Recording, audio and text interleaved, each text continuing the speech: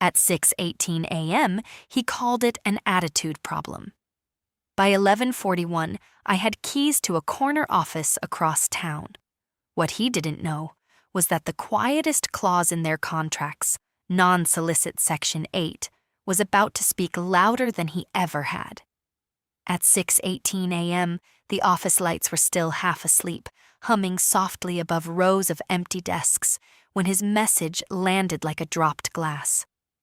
Attitude problem? 2 words, no greeting, no punctuation to soften it.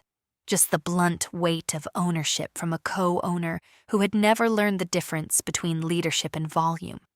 Outside, the city was rinsed in that pale gray before sunrise, when buildings look honest and unguarded.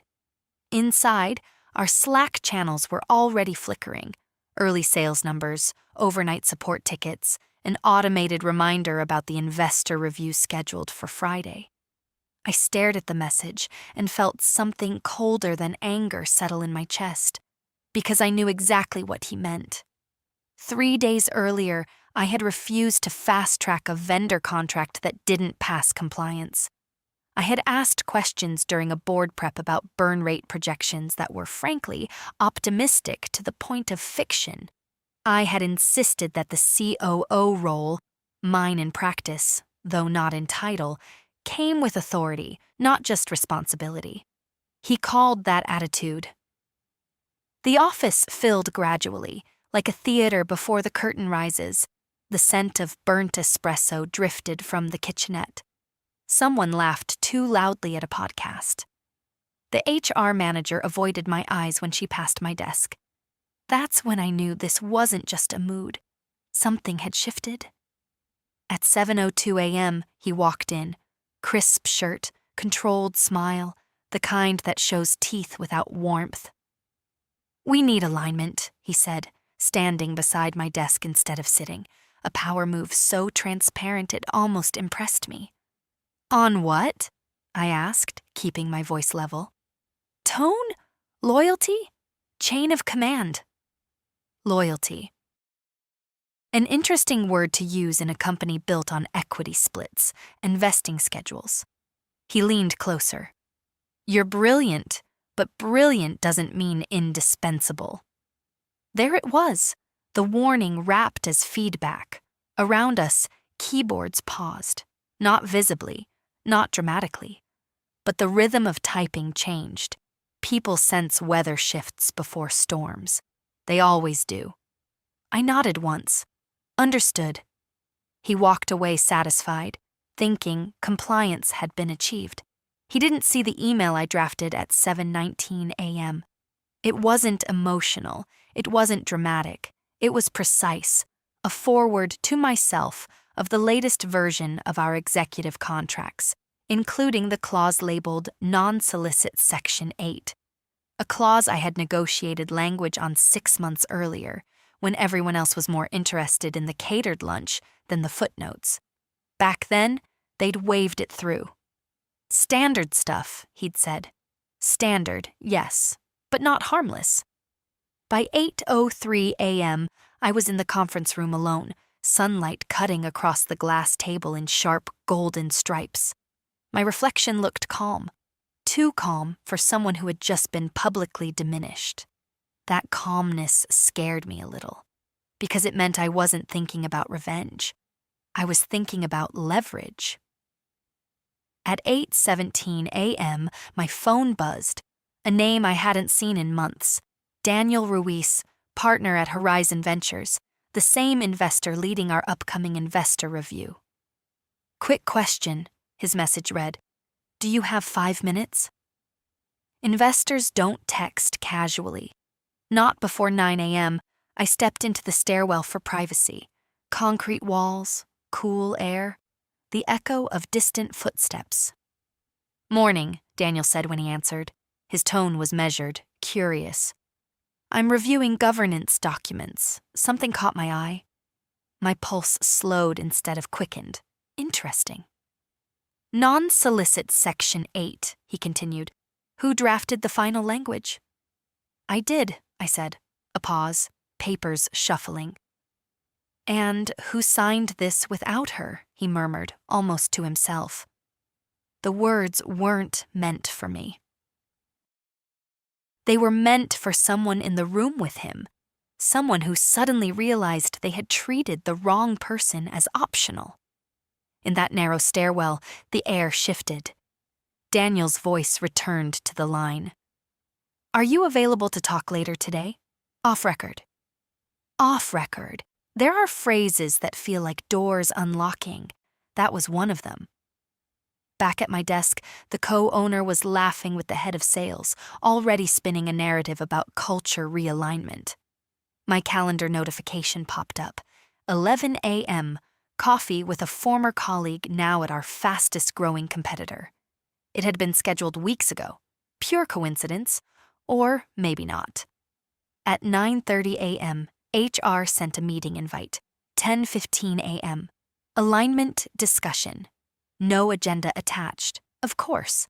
I watched the office move around me, the marketing team debating color palettes, product managers arguing over sprint velocity, interns whispering about promotion rumors. No one noticed the tectonic plates shifting under the carpet tiles. But they would. At 10:15, I walked into the small HR room. No windows, 2 bright lights. The co-owner sat across from me, hands folded like a judge preparing a sentence. We think, he began carefully, that maybe you're not aligned with the long-term vision. The irony nearly made me smile. I built the operations that support your long-term vision, I replied softly. He exhaled. This doesn't have to be messy. It won't be, I thought, because messy implies chaos, and what was coming was anything but. At 10:52 a.m., I stepped out of the building carrying nothing but my laptop and a thin leather notebook. No box, no dramatic farewell, just a quiet exit under a sky that had finally turned blue.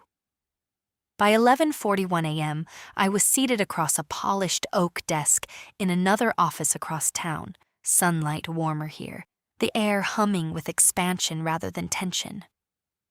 We've been watching your numbers, their CEO said. We don't need another manager. We need a COO. The title settled into the room like a chess piece placed with intention. COO role, not in practice, not in shadow, in name. I didn't hesitate. As I signed the offer letter, my phone vibrated again. A message from Daniel. Board call moved to today, 2 p.m. You might want to listen. Some moments don't announce themselves as turning points. They arrive disguised as routine notifications. This wasn't one of those moments. By 12:03 p.m., rumors were already circulating in my former office. Screenshots, speculation. Someone had updated LinkedIn faster than expected. I imagined the co-owner refreshing his email, still convinced this was about attitude. He hadn't opened Section 8 closely enough. And when he finally did, the silence in that conference room would be louder than any argument we'd ever had. If you think this is where the real shift began, you're only seeing the surface. At 1:58 p.m., the board call began without me. I was seated in a glass-walled conference room at my new company, sunlight spilling across architectural blueprints taped to one wall, expansion plans, not survival strategies. Through the glass, engineers moved quickly but calmly, like a team that knew where it was going. The contrast was almost cinematic. My phone rested face up on the table. At 2:03 p.m., it lit up. Daniel Ruiz. I didn't answer immediately. Timing, I've learned, is a language of its own. When I did, his voice carried none of the casual tone from the stairwell earlier that morning. That escalated quickly, he said. In the background, I could hear muffled voices, tight, controlled, defensive. What happened? I asked, though I already had a sense. We opened Non-Solicit Section 8. He paused, as if giving the sentence room to land. And your co-owner assured the board it was standard, non-threatening, protective boilerplate, I believe were his exact words. A faint rustle of papers again.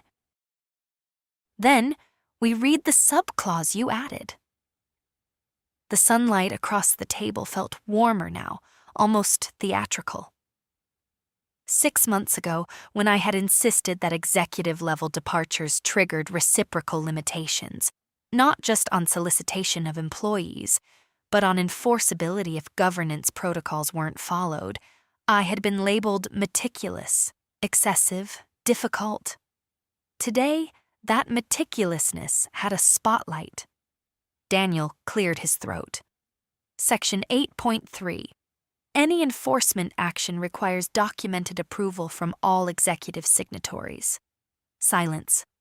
And, he continued carefully, there's no record of your approval. I leaned back in my chair, watching a cloud drift slowly past the skyline beyond the glass. That's interesting, I said. Interesting, he repeated, a trace of irony threading through his voice. Because enforcement without unanimous executive consent didn't just weaken their position, it undermined governance credibility during an investor review. And investors don't panic over emotion. They panic over process. Across town, in a room I knew intimately, the long walnut table, the slightly crooked abstract painting, the faint scent of lemon cleaner, the co-owner was likely explaining how this was a technicality. But investors don't invest in technicalities. They invest in stability. At 2:11 p.m., my former head of operations texted me. Are you safe? I stared at the message longer than I expected. Safe. Not, are you okay? Not, what happened? Safe. Rumors were moving faster than facts. I replied simply, very. Across from me, the CEO of my new company slid a printed document toward me. Onboarding schedule, transition roadmap, public announcement timing. Structured, intentional. We want to announce tomorrow, she said, but only if it doesn't put you at legal risk. Legal risk, another phrase that separates amateurs from adults. I shook my head. There's no enforceable risk. Confidence isn't volume, it's clarity. At 2:19 p.m., Daniel returned to the line. There's more.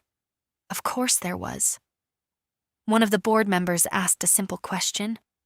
I could almost see it, the slight tilt of a head, the narrowing of eyes. Who signed this without her? The room must have gone still, because that question wasn't about paperwork, it was about authority. The co-owner had positioned himself as decisive, visionary, bold. But boldness without signatures becomes liability, and liability during an investor review becomes leverage. Daniel's voice lowered. They're requesting an internal governance audit. There it was, not outrage, not theatrics, an audit. In corporate ecosystems, audits are earthquakes. They don't scream, they shift foundations quietly until cracks appear where no one thought to look. I closed my eyes briefly, not from relief, but from recognition. This wasn't revenge. This was consequence. At 2:27 p.m., Slack notifications from my former company began stacking up. I had muted the channels, but previews still flashed across my screen. Can someone clarify? Is this real? Does this affect equity vesting? Panic rarely announces itself directly. It seeps in sideways through practical questions. By 2:34 p.m., my LinkedIn update was official. Chief Operating Officer, no dramatic caption, no commentary, just the title. Within minutes, congratulatory messages flooded in, from partners, former colleagues, even competitors who respected clean transitions. Reputation travels differently than rumor. Back on the call, Daniel exhaled slowly. I won't pretend this is comfortable, he said, but transparency matters to us. Translation: your restraint is being noticed. I glanced again at the onboarding roadmap in front of me. expansion into 2 new markets, operational restructuring, hiring plan, forward motion. Across town, they were likely drafting statements, calling legal counsel, recalculating narratives. But here, we were building. At 3:02 p.m., another text arrived from my former HR manager. "He's saying you violated non-solicit." I almost laughed, not from cruelty but from irony. Violation requires breach. Breach requires enforceable terms. Enforceable terms require proper authorization. And authorization, inconveniently, had required me. I typed back carefully. He should read Section 8.3 again. No hostility, no threat, just direction. The afternoon light shifted from gold to amber, stretching long shadows across the office floor. My new team gathered in the main workspace for an informal welcome. Applause, handshakes, the warm buzz of optimism. No one asked about drama. They asked about vision. That difference felt like oxygen. Yet beneath the calm, I knew something else was unfolding. Governance audits don't stop at one clause. They widen, and when they widen, they reveal patterns. At 4:16 p.m., Daniel sent a final message for the day. "This may take weeks. Be prepared for calls." Weeks, meaning scrutiny, meaning discovery, meaning the narrative was no longer controlled by volume or morning texts. It was controlled by documentation. As I left the building that evening, the sky had turned a deep, luminous blue, the kind that feels almost unreal after a storm you didn't see coming, but somehow survived. My phone buzzed one last time. Unknown number. I let it ring. Some conversations deserve silence. If you think today was about a title change, you're missing the real shift that just began. If you've ever been underestimated in a room where you carried the weight, tell me, what was your 11:41 moment? The audit didn't announce itself with sirens. It arrived in spreadsheets. By Tuesday morning, 3 days after the board call, my former company's internal calendar had transformed into a grid of emergency placeholders. Documentation review, executive sign-off verification, governance sync. The language was sterile. The tension was not. I wasn't in those rooms, but I knew their acoustics by heart. The way voices echoed slightly off the glass, how people lowered their tone when investors joined remotely. I could almost feel the stale air of defensive explanations. At my new office, the atmosphere carried a different electricity. Expansion meetings replaced damage control. Whiteboards filled with timelines, not excuses. Yet even here, the ripple from across town brushed against my day like a faint tremor under polished floors. At 9:12 a.m., Daniel called again. "They've hired external counsel," he said without preamble. Of course they had. External counsel is what you bring in when internal narratives collapse. "For the audit?" I asked.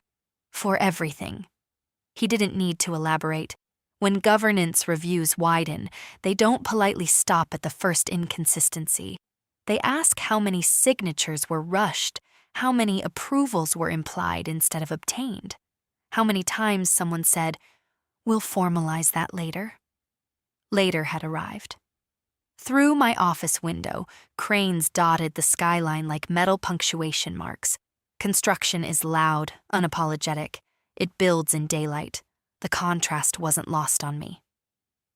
At 10:03 a.m., a message came from my former CFO. "Did you anticipate this level of escalation?" I read it twice. Not, "Why did you do this?" Not, "Can we talk?" Anticipate, as if foresight were aggression.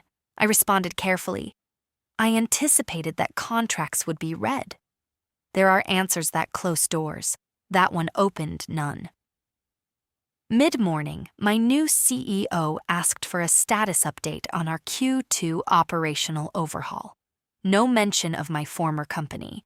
No sideways glances, just metrics, timelines, risk mitigation. Respect feels quiet. It doesn't perform itself. Yet my phone kept lighting up like a restless conscience. At 11:47 a.m., a forwarded internal memo reached me through an old colleague. Subject line: reaffirming leadership stability. When organizations feel stable, they don't need to reaffirm it. The memo was polished, confident, almost defiant. It referenced misinterpretations of Non-Solicit Section 8 and procedural clarifications underway. It emphasized vision, commitment, culture. What it didn't include was a denial, because denial requires certainty, and certainty requires documentation. By 12:30 p.m., Horizon Ventures had requested updated cap table disclosures and executive approval logs for the past 18 months. 18 months. Audits have long memories. In the cafeteria downstairs, my new team debated onboarding timelines over salads and espresso. Laughter punctuated conversation. Someone asked me about scaling operations across 2 new markets. The future felt expansive, breathable. But tension is a strange thing. Even when you've stepped into sunlight, you can still feel the shadow behind you shifting. At 1:22 p.m., the co-owner finally called. I let it ring once, twice. On the third ring, I answered. His voice was measured, too measured, polished by advisors. "This is getting blown out of proportion," he began. "Is it?" I asked softly. "You know the intent behind Section 8. Intent. There's that word again. The corporate cousin of attitude. Intent doesn't override execution," I replied. A pause, longer this time. "You could clarify this," he said. "Publicly?" Clarify. Meaning protect. Meaning soften the impact. Meaning share responsibility for a process I hadn't authorized. "I'm not obligated to clarify decisions I didn't approve," I said. No anger, no raised tone, just alignment with paper. He exhaled sharply. For a moment, the polished exterior slipped. "You're damaging the company." The sentence hung there. Damage implies harm without cause. But gravity isn't damage, it's consequence. "I didn't open Section 8, I reminded him. "Your investor did." Silence, because that was the fracture point. This wasn't personal retaliation, it was governance meeting sunlight. At 2:10 p.m., Daniel texted. "They're contesting your interpretation." Of course they were. "What's their argument?" I replied. "That executive authority can be implied." Implied. In boardrooms, that word is radioactive. Implied authority doesn't survive audits. By 3:04 p.m., Horizon Ventures had scheduled a follow-up investor review session. Not to discuss projections, to discuss structure. Structure is the skeleton of trust.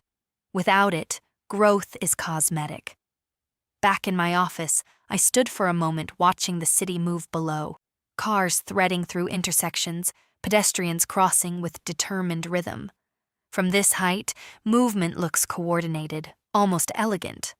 Up close, it's chaotic. Leadership is similar. From the outside, the co-owner had looked decisive, visionary, forceful. Up close, signatures were missing. At 4:38 p.m., a final message came from my former HR manager. They're reviewing executive compensation adjustments from last year. That made me pause. Because audits rarely stop at the first crack. They follow patterns, and patterns tell stories. As evening approached, my new CEO stopped by my office. "You okay?" she asked simply. "Not safe, not concerned about optics." "Okay." I nodded. "I am." And I meant it, because this wasn't about vindication.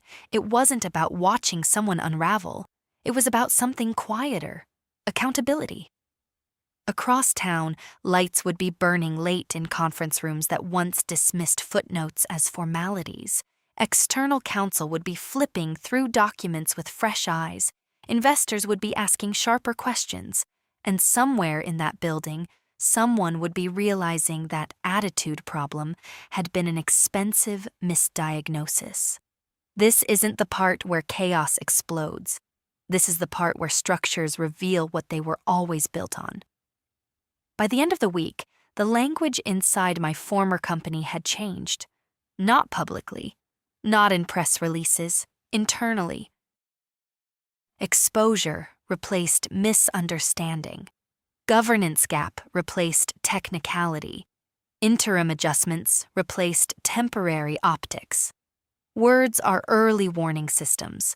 When vocabulary shifts, foundations are moving. On Monday at 8:06 a.m., I received a calendar invite forwarded by mistake, or perhaps not by mistake at all. Subject: Executive Authority Realignment. Attendees: board members, external counsel, Horizon Ventures. The co-owner's name appeared twice, once as attendee, once as presenter. Twice the visibility, twice the pressure. I declined the forwarded invite without comment. My calendar was full with onboarding reviews, operational audits of my own, and a strategy session for scaling into our second market. My world was expanding, theirs was narrowing into compliance matrices. Still, the ripple continued. At 9:14 a.m., Daniel called again, voice quieter than usual. They're proposing a structural compromise. I leaned back in my chair, sunlight diffused through sheer blinds, softening the edges of the room. What kind of compromise? Reducing unilateral executive authority, creating a formal oversight layer, effective immediately. Interesting. Oversight layers are not introduced when everything is functioning smoothly. They are installed when trust fractures. And the board? I asked. Split, he admitted, but leaning toward reform. Reform? Another careful word. In the hallway outside my office, my new operations director was walking a team through revised logistics dashboards. Screens glowed with clarity, clean metrics, transparent reporting lines, no implied authority. Contrast has a way of clarifying gratitude. At 10:27 a.m., a message came from the former CFO again.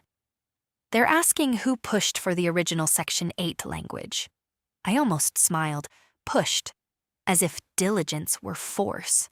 As documented, it was reviewed and approved during the March governance session, I replied. There is power in answering with records instead of emotion. Midday brought a quiet storm. Horizon Ventures circulated a memo recommending temporary suspension of certain executive privileges pending audit conclusions. Not removal, not accusation. Suspension. Suspension is corporate limbo. Authority without access, title without reach. At 1:03 p.m., my former HR manager sent a single line. He's not taking it well. I imagined the conference room, the long walnut table, now a battleground of controlled expressions. External counsel speaking in calm, measured paragraphs. Investors asking questions that sounded polite but carried weight. Can you confirm documented approval? Was this disclosed during the last investor review? Who authorized this communication? Questions are sharper than accusations. Across town, my afternoon was dedicated to something entirely different, designing an operational transparency framework that ensured no single executive could bypass sign-off procedures without digital traceability. We built safeguards into the system itself, no reliance on memory, no reliance on intent, only process. At 2:46 p.m., Daniel's name appeared again on my screen. It's official, he said. They're restructuring executive reporting lines, effective today. And him? A pause. His authority is being reviewed pending audit completion. Reviewed, not revoked, yet. Corporate consequences rarely explode. They constrict. By 3:15 p.m., LinkedIn had shifted tone. Not dramatic announcements, but subtle updates, titles amended, responsibilities reframed, phrases like transition period appearing in bios. Reputation doesn't shatter loudly. It erodes in edits. Late afternoon sunlight poured across my desk in warm, amber layers. I watched dust particles drift lazily in the beam, suspended, illuminated. 6 days earlier, at 6:18 a.m., I had been labeled an attitude problem. Now, investors were labeling governance inconsistencies. I hadn't spoken publicly. I hadn't defended myself in threads or interviews. I hadn't sent a single accusatory message. I had simply stepped aside and let the documents speak. At 4:22 p.m., one final message arrived from the co-owner.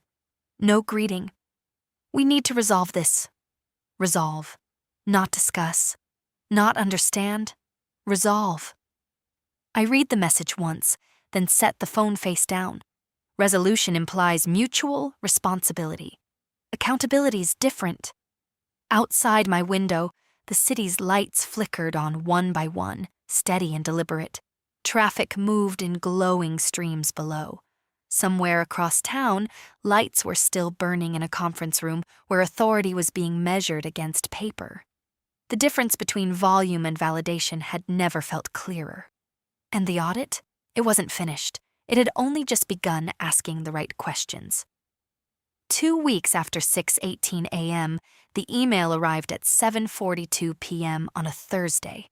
Subject line, board update. No drama, no exclamation points, just institutional calm. I was still at the office, reviewing a supply chain dashboard with my operations lead. Outside, the sky had turned indigo, city lights threading gold through the dark like circuitry. Growth has a hum to it, steady, forward, unafraid. My phone vibrated once. Daniel. It's done, he said. There was no triumph in his voice, just completion.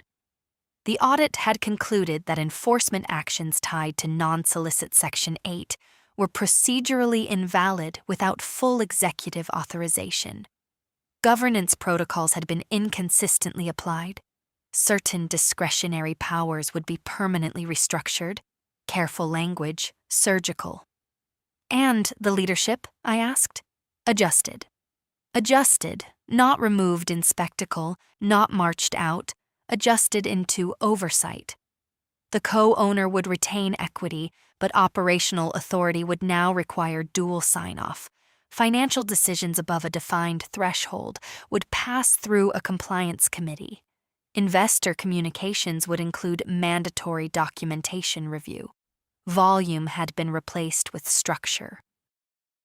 Across town, the walnut conference table would feel different tonight. Not because of raised voices, but because chairs had shifted slightly, power redistributed in quiet increments. I thanked Daniel and ended the call. No celebration, no champagne, just a long, steady exhale. In the reflection of my office window, I saw someone who looked lighter, not because someone else had fallen, but because I no longer carried the friction of unrecognized responsibility. At 8:03 p.m., a final message arrived. From him, 3 dots appeared, disappeared, reappeared. Then, you could have handled this differently. I read it once, twice, handled, as if my departure had been a strategy instead of a boundary, as if compliance were betrayal, as if accountability were aggression. I typed a single sentence. I handled it according to the contract. No sarcasm, no heat, just alignment. Minutes passed. No reply. Outside, rain began to fall softly, tracing silver lines down the glass. The city blurred slightly, edges softened. Storms don't always roar, sometimes they rinse. The next morning, Horizon Ventures released a formal governance enhancement statement to stakeholders. It emphasized transparency, procedural rigor, long-term stability. My name wasn't mentioned. It didn't need to be. Reputation doesn't always require a press release. Sometimes it settles into rooms before you enter them. At my new company's all-hands meeting that afternoon, the CEO introduced me officially. "Operational excellence isn't about control," she said, smiling toward me. "It's about clarity." Applause filled the room, warm, unforced. For a brief moment I thought back to 6:18 a.m., to the cold fluorescent light, the two-word message, the implied dismissal wrapped in authority. Attitude problem. Maybe he was right, because I do have an attitude, toward contracts that mean what they say, toward signatures that matter, toward structures that protect the people who build them. At 11:41 a.m. that day, I had stepped into a COO role with sunlight on my shoulders and clarity in my pocket. Not because I plotted revenge, not because I outmaneuvered someone in secret, but because when the investor opened Non-Solicit Section 8 and asked, "Who signed this without her?" the silence that followed answered everything. Some victories are loud, others are notarized, and the quiet ones last longer.